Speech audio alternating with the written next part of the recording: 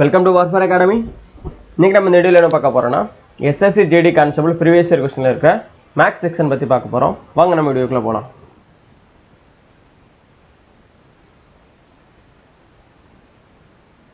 First question, Gopal, Akshay மற்றும் அதுல் ஆகியோரின் சராசரி எடை 46 கிலோகிராம் ஆகும். கோபால் மற்றும் அக்ஷயின் சராசரி எடை 40 கிலோகிராம், அக்ஷய் மற்றும் அதுலின் சராசரி எடை 45 கிலோகிராம் எனில் அக்ஷயின் எடை என்ன? The average weight of Gopal, Akshay and Atul is 46 kg. If the average weight of Gopal and Akshay is 40 kg and that of Akshay and Atul is 45 kg, then the weight of Akshay in kg is.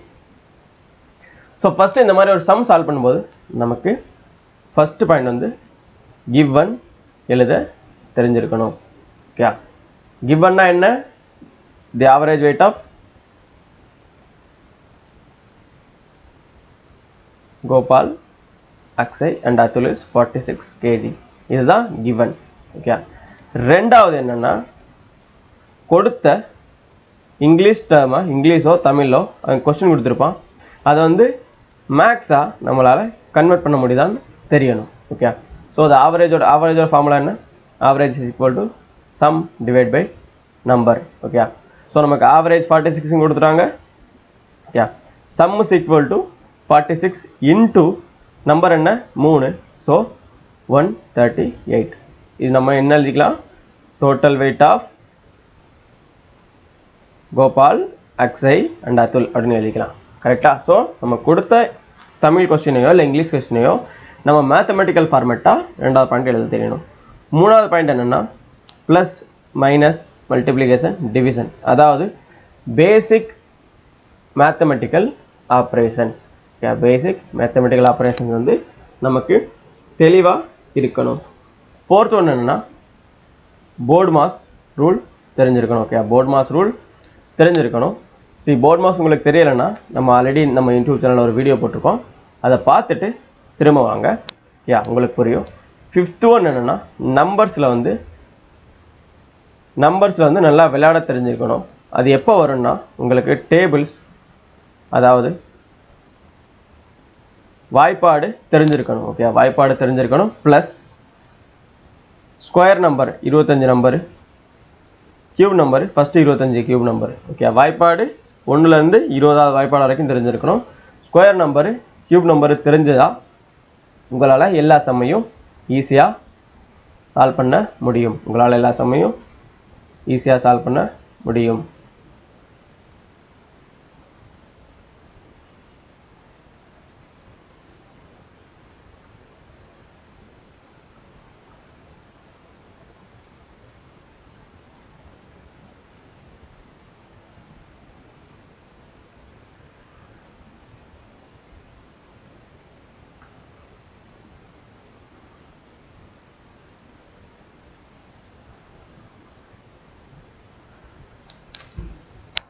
Next one என்ன கொடுத்துருக்காங்க?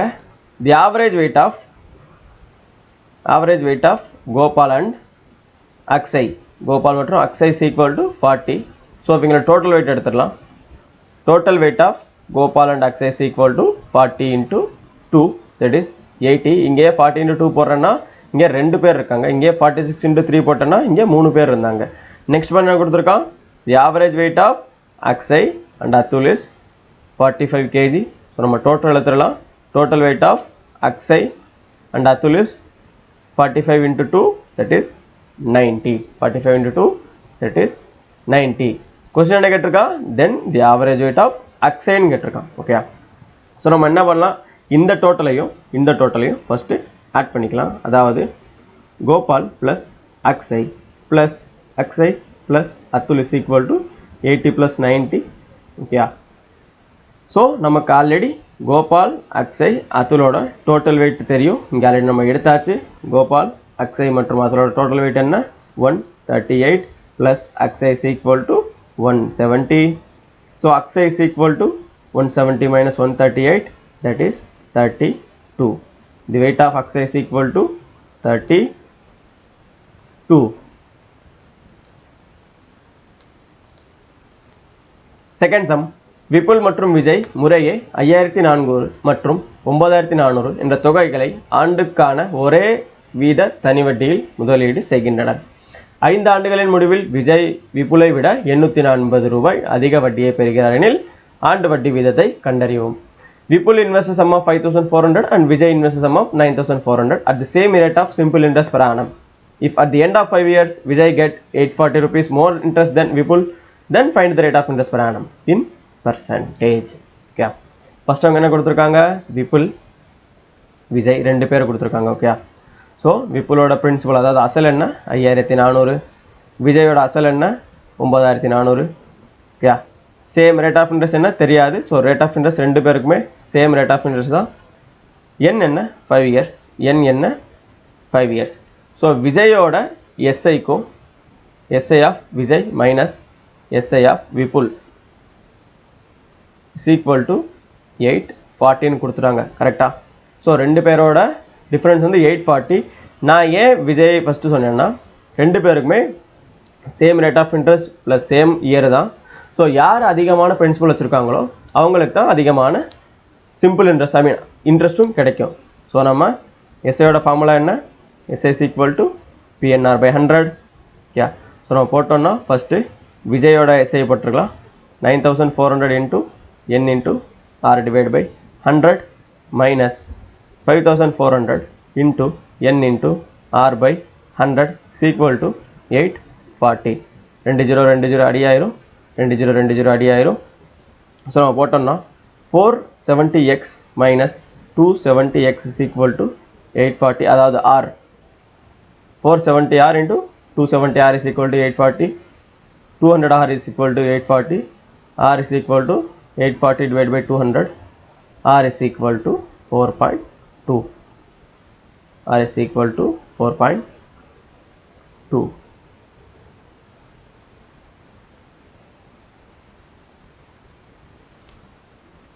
ஒரு எண்ணானது முதலில் 15% குறைக்கப்பட்டு பின்னர் 20% அதிகரிக்கப்படுகிறது.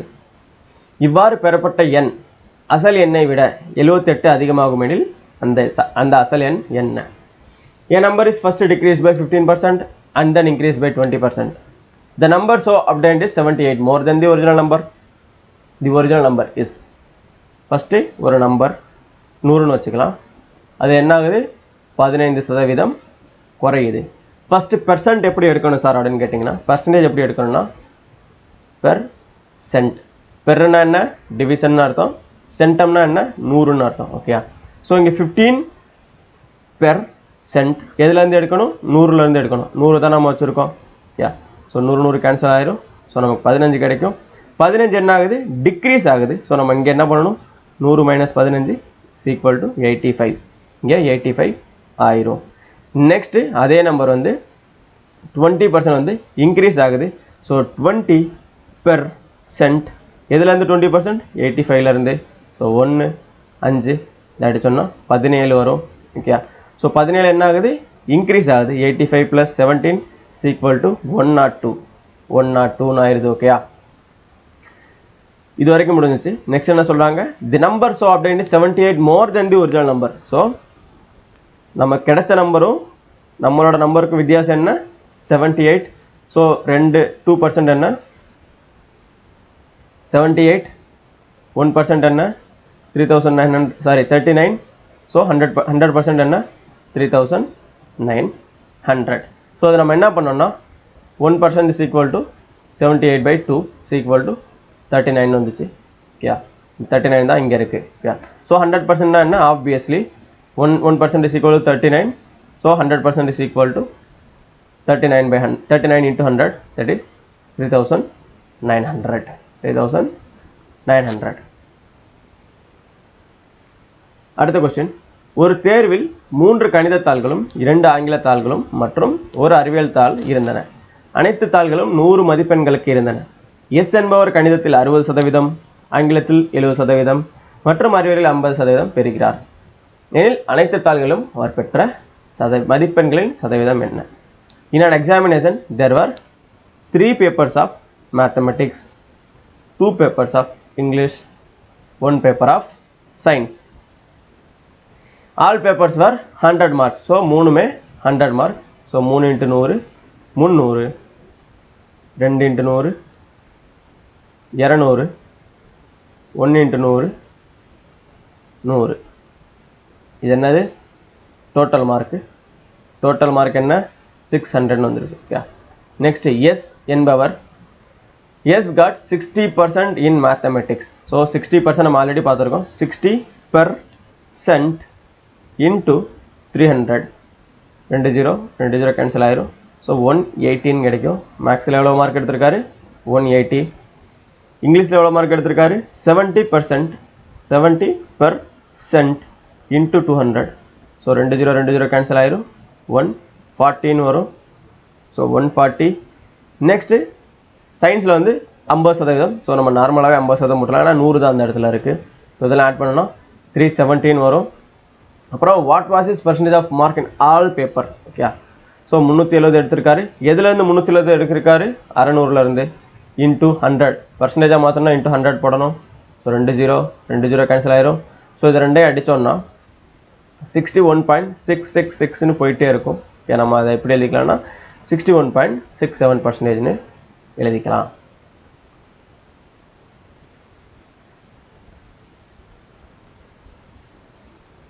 அடுத்த question 16 மற்றும் 48க்கான மூன்றாவது விகித சமன் என்ன what is the third proportional to 16 and 48 first நம்ம third proportional என்னன்னு பார்த்தறலாம் a b c இந்த மாதிரி மூணு நம்பர் இருக்கு இது first proportion இது second proportion இது third proportion ஓகே so இங்க a is to b b is to c இத நம்ம எப்படி எழுதிக்கலாம்னா a by b is equal to b by c ன்னு எழுதிக்கலாம் நெக்ஸ்ட் இது ரெண்டையும் கிராஸ் மல்டிப்ளை பண்ணலாம் ac is equal to b square so நமக்கு third proportion வேணும் third proportionனா c தான் c is equal to b square by a c is equal to b square by a நீங்க நெட்ல போடிங்கனா இன்டர்நெட்ல போடிங்கனா இந்த ஃபார்முலா தான் டைரக்ட்டா போடுவாங்க இந்த ஃபார்முலா எதில இருந்து வந்துச்சுனா இதில இருந்து தான் இந்த ஃபார்முலா ஜெனரேட் ஆகுது ஓகேயா சோ நமக்கு third proportion கேக்குறாங்க third proportion ஃபார்முலா என்ன இது a 16 b 48 so 48 into 48 divide by 16 1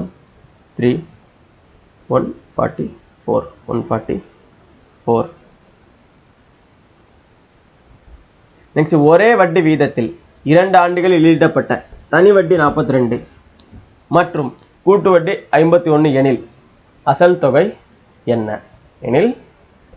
தொகை என்ன சோ என்ன சொல்லிருக்காங்க same rate of interest for 2 years simple interest 42 நம்ம எப்படி எழுதிக்கலாம் முதல் வருஷம் 21 இரண்டாவது வருஷம் 21 okay first year second year compound interest எவ்வளோ 51 rupees so first year 21 second year வந்து 13 கிடைக்கும் ஓகே நம்ம எழுதிக்கலாம் 21 + 9 ஏன் இந்த 9னா இந்த 21ஓட இன்ட்ரஸ்ட் தான் இந்த 9 ஓகே ஸோ இந்த சம் நான் எப்படி சால்வ் பண்ணுவேன்னா பேசிக்காக உங்களுக்கு வேறு ஆப்ஷனே இல்லைன்னா நீங்கள் ஆப்ஷன் மூலியமாகவும்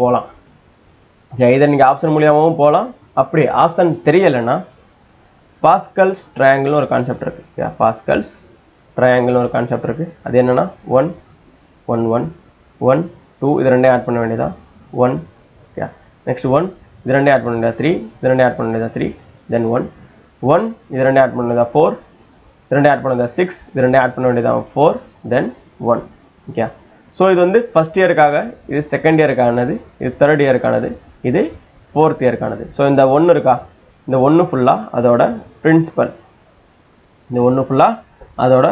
பிரின்சிபல் ஸோ இந்த செகண்ட் இயர் நம்ம எப்படி எழுதிக்கலாம்னா 2 into I1 + I2 அப்படின்னு எழுதிக்கலாம் okay I1 + I2 is equal to 51 2 into I1 என்ன 21 + I2 என்ன 9 is equal to 51 இது எப்படி ஃபாலோ ஆகும்னா இதுல இருந்து எத்தனை பர்சன்டேஜ்னு பார்க்கணும் ஓகே நெக்ஸ்ட் இதுல இருந்து எத்தனை பர்சன்டேஜ் அதாவது பிரின்சிபல்ல இருந்து எத்தனை பர்சன்டேஜ் இதுவோ இதுல இருந்து எத்தனை பர்சன்டேஜ் இதுவா இருக்கும் ஓகே ஃபர்ஸ்ட் இது ரெண்டு எத்தனை பர்சன்டேஜ்னு பார்த்துக்கலாம் 9/21 தட் இஸ் 3/7 ன்னு வருது ஓகே ஸோ 3/7% தான் இந்த நம்மளோட பிரின்சிபல்ல இருந்தும் இந்த நம்பர் இருந்திருக்கணும் okay so 3/7 is equal to 21 next 7/7 நமக்கு எவ்வளோ 7/7 நமக்கு எவ்வளோ is equal to 21 into 7 இதை ஆட் பண்ணோம்னா 1 7 49 yeah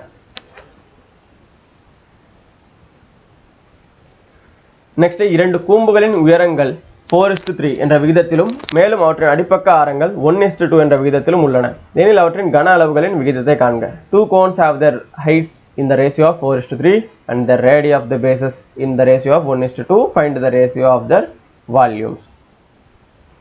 First கோனோட வால்யூம் ஃபார்முலா என்ன? 1/3 pi r square h. Okay, h1 is to h2. அங்க என்ன கொடுத்திருக்காங்க? h1 is to h2 is equal to 4:3. r1 is to r2 என்ன கொடுத்திருக்காங்க? 1:2. Yeah.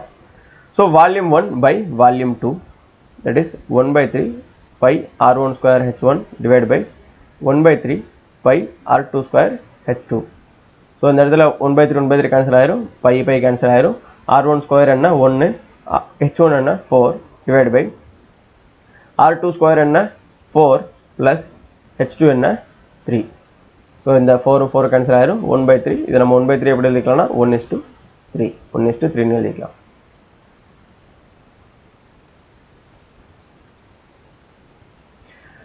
மந்தருக்கு கேதன் மற்றும் துஷார் ஆகிய இரண்டு பேரன்கள் உள்ளனர். மந்தருக்கு கேட்டன் மற்றும் துஷார் ஆகிய இரண்டு பேரன்கள் உள்ளனர். 11 வயதாகும் கேட்டன் ஒரு தொகையையும் 12 வயதாகும் துஷார் மீதமுள்ள தொகையும் பெறுகிறார். ஆனால் கேதன் மற்றும் துஷார் ஆகிய இருவருக்கும் 22 வயதாகும் போதுதான் பணம் கிடைக்கும். ஸோ இவருக்கு 22 வயசாகும்னா இன்னும் 11 வருஷம் இருக்கு, இவருக்கு 22 வயசாகும்னா இன்னும் 10 வருஷம் இருக்கு. அதுவரை ஆண்டுக்கு 8%. So r is equal to 8%. நமக்கு என்ன ஆல்ரெடி எடுத்தாச்சு 10, என்ன ஆல்ரெடி எடுத்தாச்சு 11. 8% வருடாந்திர கூட்டு வட்டி வீதத்தில் பணம் வங்கியில் வைக்கப்பட்டுள்ளது. இருவருக்கும் 22 வயதாகும் போது அவர்கள் ஒரே தொகையை பெறுவார்கள். ஸோ அமௌண்ட் வந்து ரெண்டு பேருக்கு வந்து சேமாக இருக்கும்.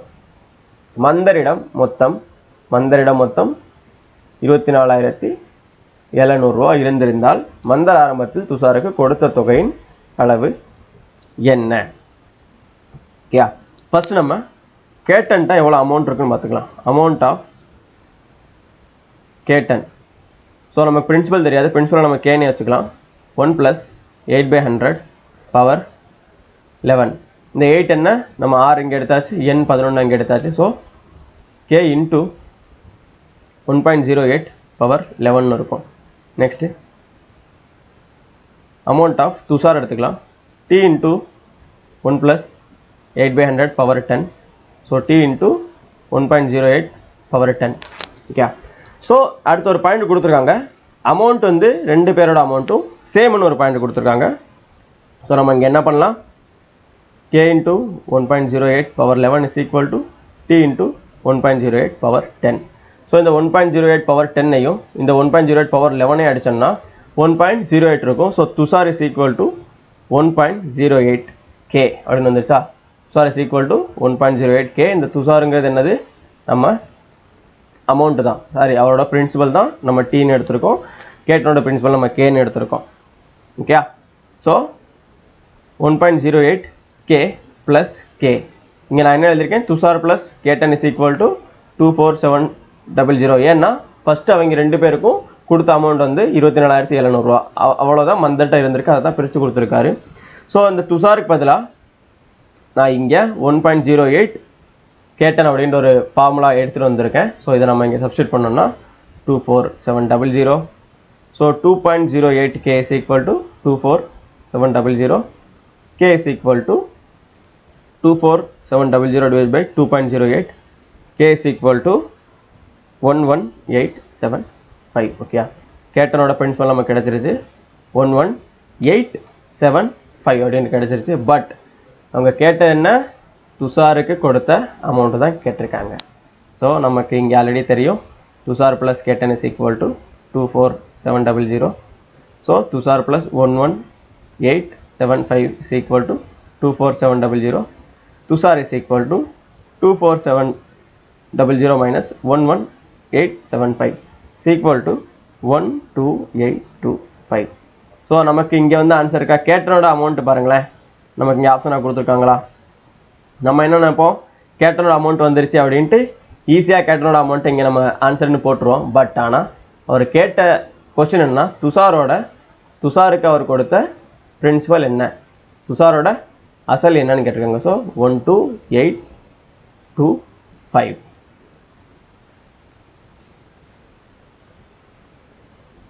அடுத்த கொஸ்டின், 8% லாபத்துடன் ரூபாய் 1566க்கு விற்கப்படும் பொருளின் அடக்க விலை என்ன? What is the cost price of an article which is sold for 1566 with 8% profit? Okay. So CP எவ்வளோ? 100%. Profit எவ்வளோ? 8%. Selling price எவ்வளோ? 108%. கரெக்டா? So 108% is equal to 15600. நமக்கு என்ன கேட்டிருக்காரு? காஸ்ட் ப்ரைஸ் தான் கேட்டிருக்காங்க. காஸ்ட் ப்ரைஸ் எவ்வளோ? 100%. எக்ஸ்னு வச்சுக்கலாம். X is equal to 1566 divided by 108 into 100. So 25, 27. Yeah. Next is the full cancel out பண்ணோம்னா 1450. 1450.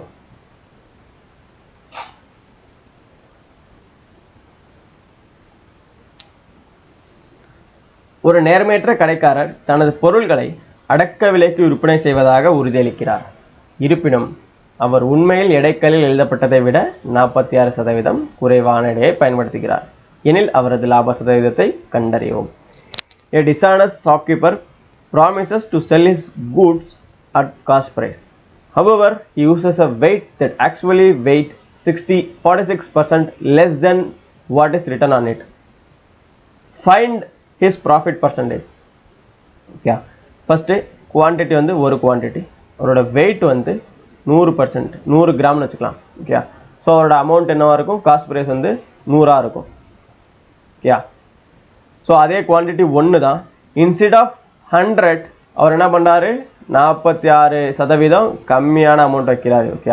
ஸோ 54 வரும்.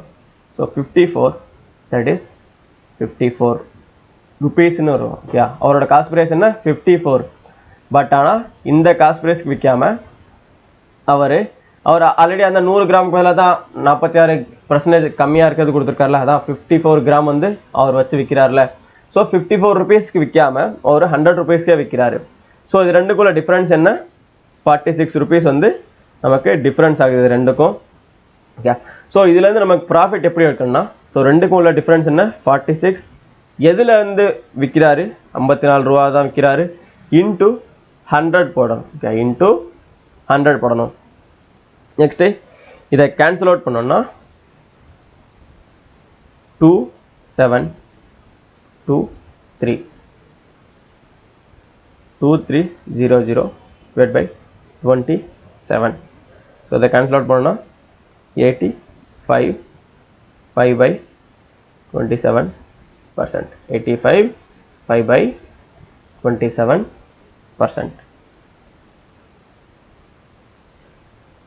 ஸோ இந்த வீடியோவில் ஏதாச்சும் உங்களுக்கு டவுட் இருந்துச்சுன்னா கமெண்ட் பண்ணுங்கள். இந்த மாதிரி நிறைய வீடியோஸ் வரும்னா நம்ம சேனலை சப்ஸ்கிரைப் பண்ணுங்கள், லைக் பண்ணுங்கள், ஷேர் பண்ணுங்கள். ஓகே. உங்களுக்கு வார்ஃபேர் அகாடமி இன்ஸ்டாலையும் பேஜ் இருக்குது, இந்த பேஜையும் ஃபாலோ பண்ணி வச்சுங்க.